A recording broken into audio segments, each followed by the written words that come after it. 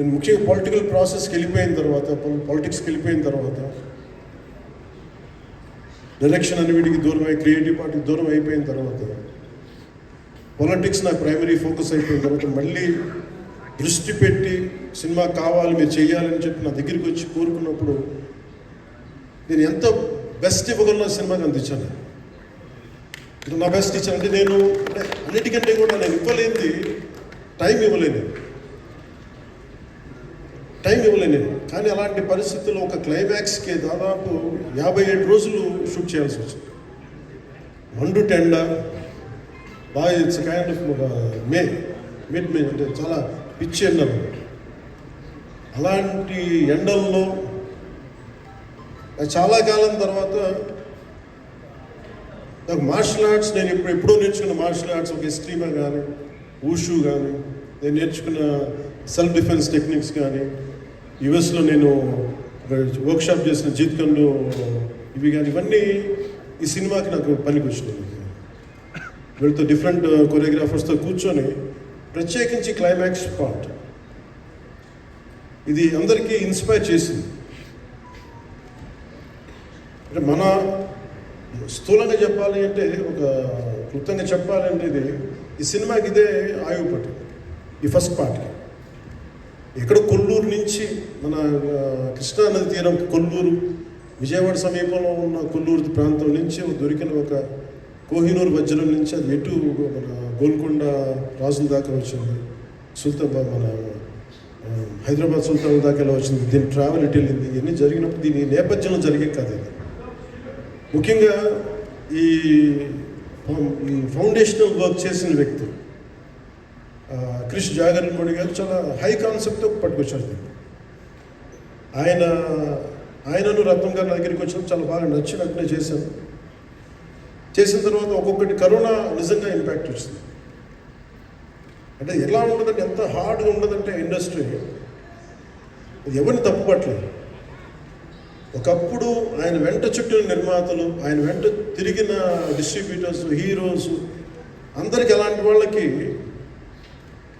ఒక నిర్మాతగా ఆయన తపన పడుతుంటే నాకు అంటే ఆయన కోసం ఖుషి తీస్తున్నప్పుడు కానీ ఆయనతోటి ఎంత సౌకర్యం ఇచ్చారంటే, అసలు మాకు 1 month ముందు ప్రీ ప్రొడక్షన్ అయిపోయి నాకు అంత సౌకర్యాన్ని ఇచ్చారు. నేను కంపోజ్ చేసిన యాక్షన్ సీక్వెన్సెస్ కానీ, ఫైట్స్ కానీ ఖుషికి నాకు ఆల్రెడీ ఒక 1 month 1.5 month థియేటర్ నాకు ఇచ్చేసి, మన సురేష్ ఎఫెక్ట్స్ థియేటర్ మొత్తం ఇచ్చి నాకు అంత లగ్జరీ ఇచ్చిన వ్యక్తి ఆయన నలిగిపోతుంటే నాకు నిజంగా చాలా బాధేస్తుంది. ఒకసారి it is not about money, it's not about success, it's about standing by whom you trust, who stood for the people, who stood for the others. అది ఎందుకు ఇది మీతో పంచుకోవాలనిపించింది.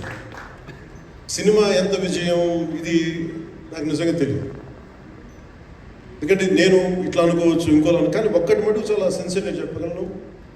Krish came out with very good concept, చాలా high concept పట్టుకొచ్చాడు. కొంత వ్యక్తిగత కారణాలు, కొన్ని ప్రొఫెషనల్ కారణాలు ఆయన ప్రాజెక్ట్కి బయటికి వెళ్ళినా కానీ దీన్ని ఫౌండేషన్ వర్క్ చేసిన క్రిష్ గారికి మనస్ఫూర్తిగా నా హృదయపూర్వక ధన్యవాదాలు తెలియజేస్తాను అందరితో. అలాగే తర్వాత స్టెప్ ఇన్ అయింది మన జ్యోతికృష్ణ గారు. నేను ఖుషి సినిమా చేస్తున్నప్పుడే లండన్ ఈ ఫిల్మ్ మేకింగ్ కోర్స్ చేసి direction institute film making course చేసి అప్పుడే గ్రాడ్యుయేట్ అయ్యి వచ్చి అప్పటి నుంచి ఉన్నప్పుడు, బట్ యాక్చువల్ తనతో మాట్లాడుతుంటే మోస్ట్ సెన్సిబుల్ డైరెక్టర్ అనిపించింది.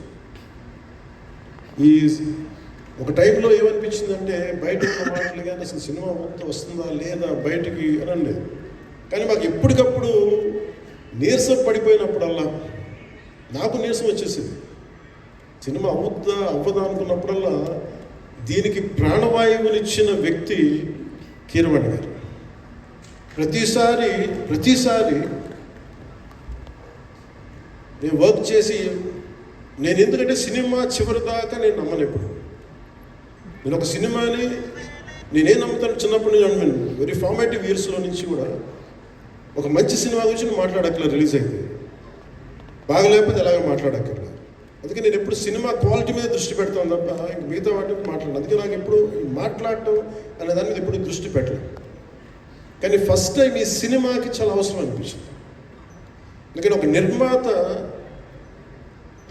నిర్మాతలు కనుమరుగవుతున్న ఈ సమయంలో ఒక బలమైన సినిమా తీసి ఒడిదుడుకుల్ని తట్టుకోగలిగి ఒక నిర్మాత కనుమరుగవ్వకూడదు. ఆయన పక్కన ఏది ఉండాలో అండగా ఉండాలని చెప్పేసి నేను అన్నీ వదిలి, ఇంత బిజీ షెడ్యూల్స్ అన్నీ వదిలేసి, ఒకవైపు నన్ను ప్రత్యర్థులు తిడుతున్నా కానీ, సినిమాలకు వెళ్ళిపోయి తిడుతున్నా కానీ, ఇదేంటంటే నాకు అన్నం పెట్టింది నాకు నా సినిమా పరిశ్రమ.